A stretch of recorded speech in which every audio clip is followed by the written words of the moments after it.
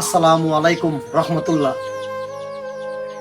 প্রিয় আমার ফেসবুক ভাই বন্ধুরা, উনি একজন অসুস্থ লোক, টাকার অভাবে চিকিৎসা করতে পারতেছে না। আপনারা যদি একটু সহানুভূতি দেন, ওনার চিকিৎসাটা ভালোভাবে হবে। আমার ভিডিওতে যারা যারা আছেন বিকাশ নাম্বার দেওয়া হবে। সম্মানিত সুধী, আমার পায়ের অসুস্থতার পাশাপাশি আমি দুইটা চোখেও দেখি না। শেষ বিন্দু বলতে যা বোঝায়, দুনিয়ার আলো ফসাটা শুধু বুঝি, আর কিছু বুঝি না। প্রিয় দেশবাসী, আসসালামু আলাইকুম রহমতুল্লাহ।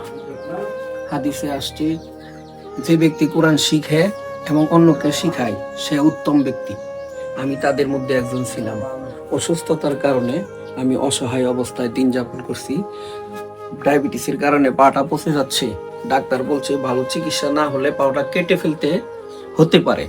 তাই আপনাদের কাছে আকুল আবেদন, অনুরোধ, আল্লাহর পরে আপনারা যদি আমাকে একটু সাহায্য করেন, দয়া করেন, আমার পাটা বাঁচাইতে পারি।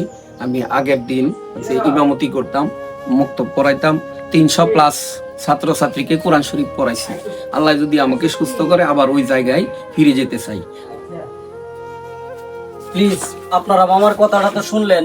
আপনারা যদি 5-10 টাকা দিয়ে সহযোগিতা না করতে পারেন, তাহলে প্লিজ আপনাদের পায়ের নিচে হাত, আমাদের ভিডিওটা একটু শেয়ার করে দেন। আপনার শেয়ারের মাধ্যমে হয়তো মামা সুস্থ হয়ে যেতে পারে।